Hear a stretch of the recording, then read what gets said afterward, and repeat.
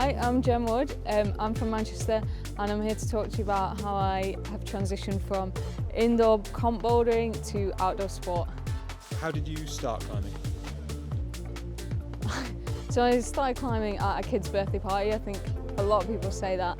So I was into loads of sports and my parents just thought, oh, we'll go try climbing for my, I don't know, maybe 10th birthday. Didn't like it immediately. I wasn't very good at it. And then found out there was competitions and got really psyched. Yeah, I'd say comps was like the main reason I stayed climbing. Like when I found out about, like it used to be called the Bricks. I think it's the youth climbing series now. When I found out about that, I was like, yeah, okay, I like this sport.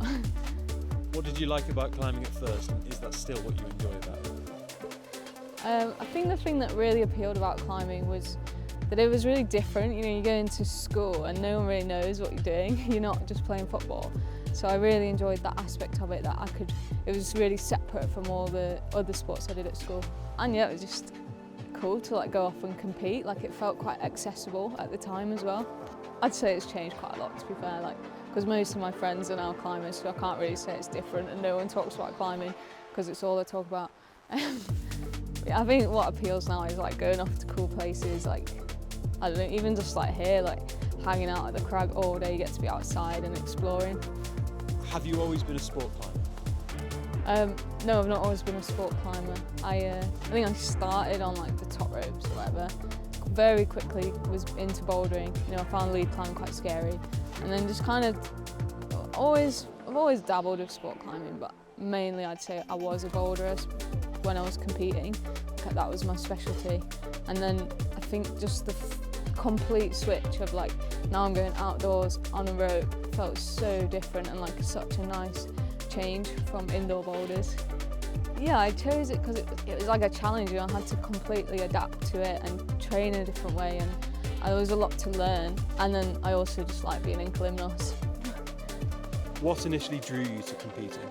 I think I've just always been really competitive, like enjoyed competing at sports at school and stuff.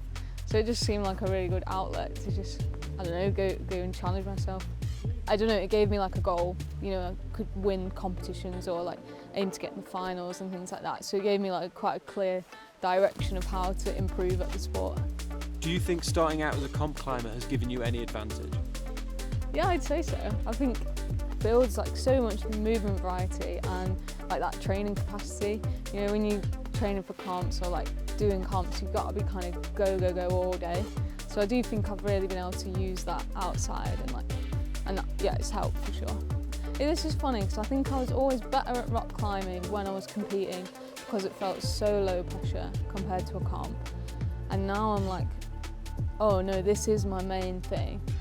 So I'm still kind of learning, like, so yeah, in some ways it's helped, in some ways it's just made it like there's a lot of pressure when there kind of isn't.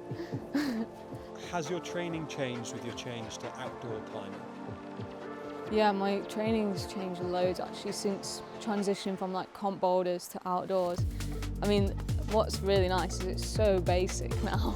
Like when you're comp bouldering, it's like, oh, you've got to do, you know, dynos for a bit, then slabs, then make sure you can do stuff under pressure, then try and flash stuff, and then do like just crazy moves. Now I just go on the board, it says, or like do some arcing. Like, yeah, it just feels really simple, and like while I still train the same amount, like each session just feels shorter and more productive and like more focused rather than trying to cram too much in.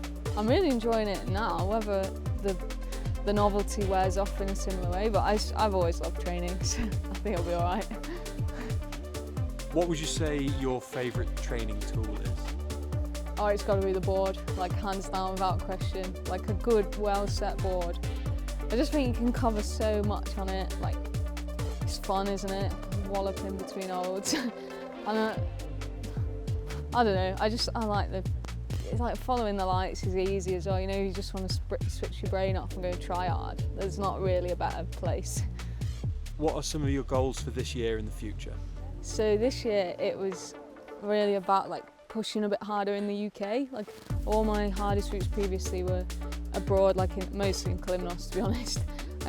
So yeah, I really wanted to like push a bit harder in the UK and like so I was always a bit intimidated by it. So yeah, I've had a good start, so that's been nice. I've got a few things I want to finish off this year though here, and then I've got to say, like, the big 9A, it's got to be the goal, hasn't it? I think that's the main one for sure. You feeling pretty satisfied with the season so far? Or? Yeah, for sure. Like, I think, I don't know, I've had like ups and downs a bit, but yeah, I'd say, like, especially my July, like, I was really chuffed with that and surprised myself quite a few times and had some of those good moments where you're like, what, I'm at the top. Yeah, I know, I have to say I'm pretty tired now, but I guess that's what happens.